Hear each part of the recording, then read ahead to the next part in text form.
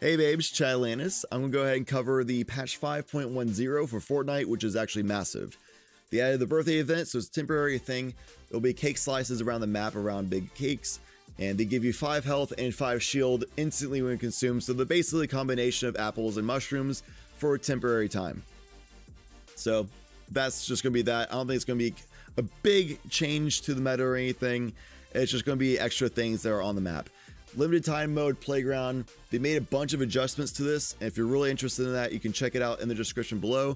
I'm just going to focus on battle royale changes, especially to the meta and competitive environment. So save the world stuff won't be covering that much either. Weapon systems right here. Wow, I'm actually going to go ahead and adjust myself so I can be on the other side of this page. There you go. There you go. Okay, so now you can better see the weapons and items. Compact SMG has been added. This is basically just the regular SMG that's a terror in the meta right now, and then just the better version. So they're not very specific about it, but the assumption is that it's going to be a lot like how the AR full auto goes into the SCAR, or the burst rifle goes into the FAMAS. Believe, based on how they're describing it, the regular SMG going into compact version of SMG, 23 or 24 base damage, because it's the epic or legendary variants. That's going to likely be 48 to the head for crit modifiers. We'll have to see how that goes, because I'm recording this literally as the patch just come out, so I haven't even seen gameplay yet. 50 round capacity, much like drum guns, is going to be insanely good for just pressuring people. And honestly, with this being found in floor loot, chests, supply drops, and vending machines, this is going to be like meta. You're going to see everybody having these in their inventories. If you get this, no doubt in my mind, it's going to be amazing. Also a change, slurp juice now grants 1 health every half of a second, up to a total of 75.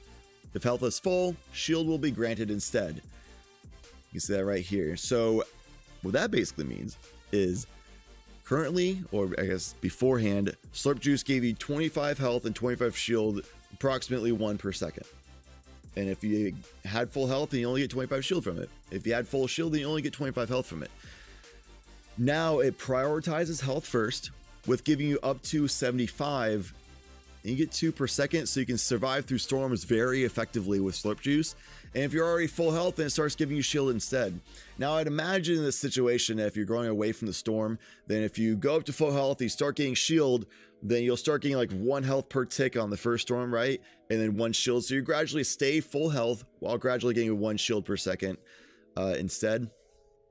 That's how I imagine the interaction goes, because they do the adjustments for you, but this is actually going to be great. The slurp juice has always been not that great. It's epic rarity, but nobody ever takes it over stuff like minis, shield pots, med kits. Even sometimes people take bandages over that. It's never been good in the meta, but with this, I honestly feel like slurp juice is finally going to find its point in the meta, and that's going to be basically a health and shielding option in both. And no matter what, it's going to be useful for you. And the fact that it gives you 2 per second is actually pretty good. So slurp juice, look to use those as well in your inventory over stuff like bandages, over probably minis. And honestly, I would take it over a med kit as well. Considering it only takes about 2.5 seconds, I believe, to use them, you'll get up to that full health pretty quickly while you'll be able to be on the run. Whereas med kit, you have to stay locked down for 10 seconds to get the 100 health that you generally get less than the full 100 from. Well, you actually always will get less than the full 100, because if you got the full 100, you'd be dead already. Supply drops haven't adjusted.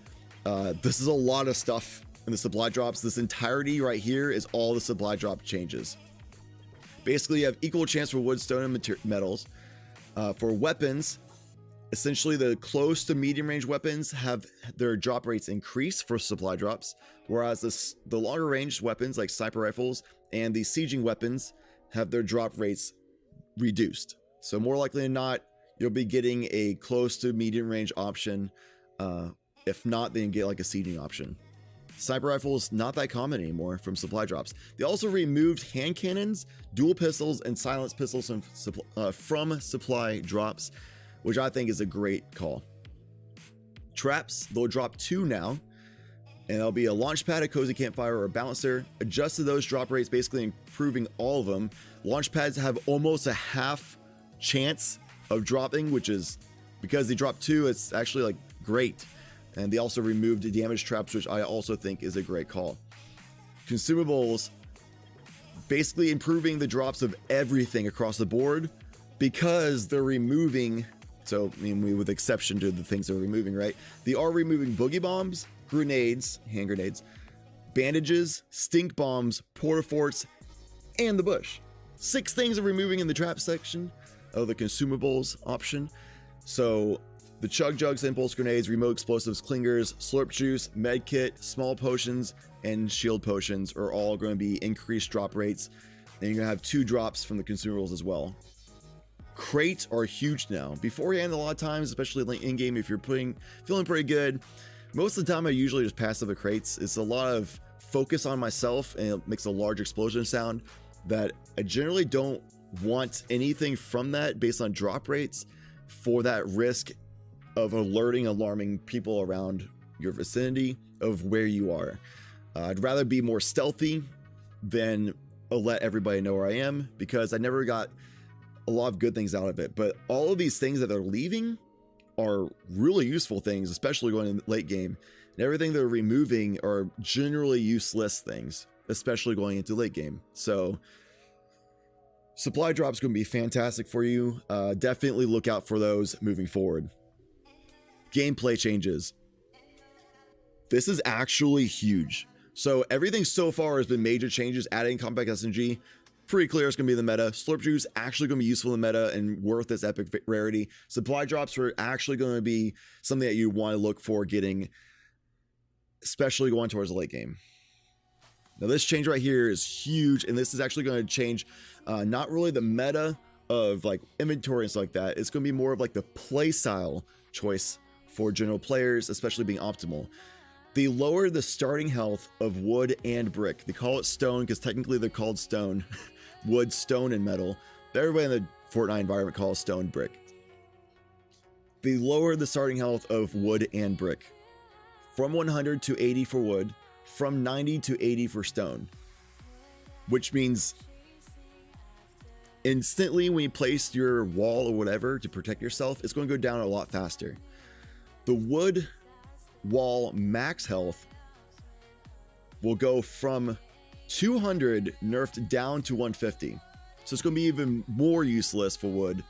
Well, that's kind of harsh, huh? It's going to be less useful. Got it. That's going to be more realistic of an observation. It's going to be less useful than it was. So starting health is lower, ending health is lower. They just nerfed wood, essentially, overall. Brick has a starting health nerfed, but the ending health is the same. So they only nerfed the initial placement of stone or brick. Metal, initial placement, everybody knows is very weak for the initial starting health.